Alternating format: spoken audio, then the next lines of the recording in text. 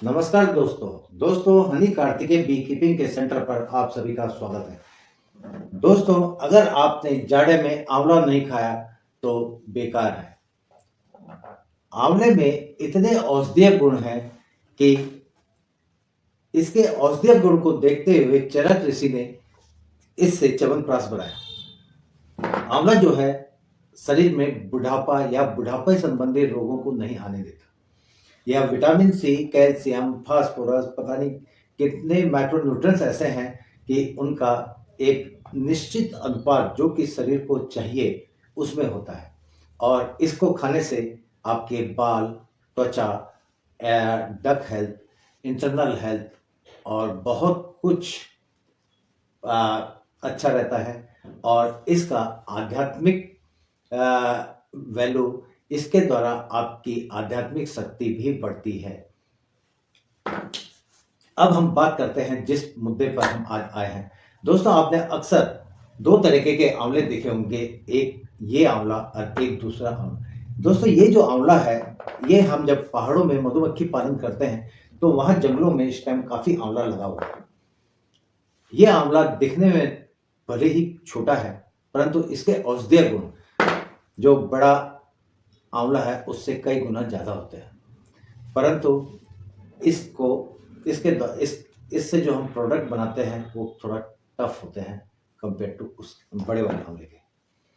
दोस्तों, 4 साल के अथक मेहनत के बाद आज हम इससे च्यवनप्राश बनाने में सफल हुए हैं। और इसको जो हमारा बनाने का जो तरीका है उस पे हम ना तो आंवले को गर्म करते हैं और ना ही उसमें चीनी मिलाते हैं। जब चरक ऋषि जी ने च्यवनप्राश बनाया था तो उस टाइम उस पे सिर्फ आंवला और शहद का ही यूज किया था। कि जिस इलाके से हम शहद का उत्पादन करते हैं उस इलाके में जितनी भी वनस्पति होती हैं जिनमें नेक्टर होता है, उनसे मधुमक्खी उनका रस को चूस के और उसको शहद में परिवर्तित करती है।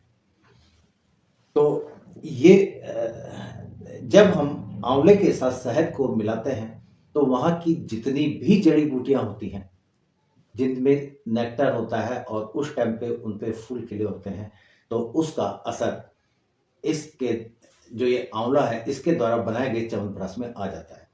तो उसमें 56 की बजाय असंख्यों जड़ी बूटियों के गुण आ जाते हैं।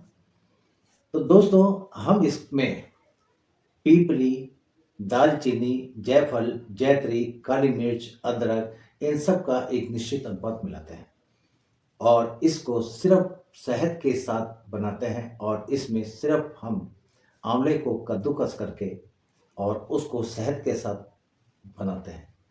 इसमें इस चीज का विशेष ध्यान दिया जाता है कि शहद को गर्म नहीं करना है।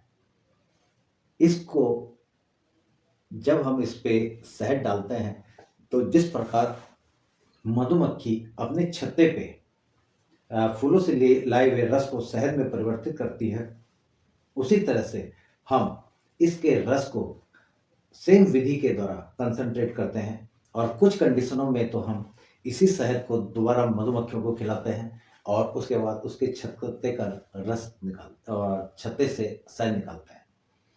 खैर, अभी जो हम बना रहे हैं इसके द्वारा एक तो हमने ये च्यवनप्राश बनाया है, दूसरा शहद में आंवले को क्रश करके डाल दिया और ऑटोमेटिक, क्योंकि शहद का कंसंट्रेशन ज़्यादा होता है तो वो आंवले का पूरा रस अपने में मिला लेता है। आप किसी भी विधि से किसी भी फल का रस निकालोगे वो ऑक्सीजन के साथ क्रिया करेगा ही करेगा, परंतु जब उसको हम शहद के साथ डिप कर देते हैं तो उसमें ऑक्सीजन का कोई रोल नहीं रहता और पूर्ण जितने तत्व इस आंवले में होते हैं ये सारे के सारे इसमें आ जाते हैं। और जिस तरह आप सुबह नींबू पानी या शहद का यूज करते हो, उसी तरह से इसको अगर हम करते हैं तो ये आपको आंवले के सारे गुण देगा और आपको स्वस्थ रखेगा। हम आशा करते हैं कि आपको हमारे ये प्रोडक्ट अच्छे लगेंगे। साथ ही हमारे कस्टमर इसके बारे में क्या बोलते हैं वो हम आपको बताना चाहते हैं। इस साल दोस्तों हमने कुल 50 केजी च्यवनप्राश बनाया दोस्तों हम उतना ही प्रोडक्शन करते हैं जितना कि सेल हो जाए, क्योंकि हम अपने प्रोडक्ट में केमिकल का यूज़ नहीं करते हैं, तो उसको जितना मतलब एक लिमिटेड उसमें बनाते हैं और कस्टमर को किस तरह से उसकी सेल्फ लाइफ को बढ़ा दिया जाए वो कस्टमर को समझा दिया जाता है। ये दोस्तों हमारे जितने भी प्रोडक्ट हैं उसमें सफाई का विशेष ध्यान रखना होता है, गीली चम्मच नहीं जानी चाहिए और कोशिश करना चाहिए हनी को छोड़ के। वैसे कुछ हनी ऐसे हैं उनको हम सजेस्ट करते हैं कि फ्रिज में ही रखें, लेकिन बाकी हनी से बने हुए जितने भी प्रोडक्ट हैं अभी हम सभी को सजेस्ट करते हैं कि उनको फ्रिज में ही रखें, क्योंकि अभी खाने पीने की चीज़ के साथ हम कोई भी ऐसा कदम नहीं उठाना चाहते जिससे कि आगे नुकसान हो। तो हम आशा करते हैं कि आप हमारे कस्टमर के भी विचार सुनेंगे और हमें भी प्रोत्साहित करेंगे। हनी कार्तिकेय बी कीपिंग में आपका स्वागत है और आप हमें सपोर्ट करें जिससे हम अच्छे से अच्छे प्रोडक्ट बनाएं और आपका धन्यवाद।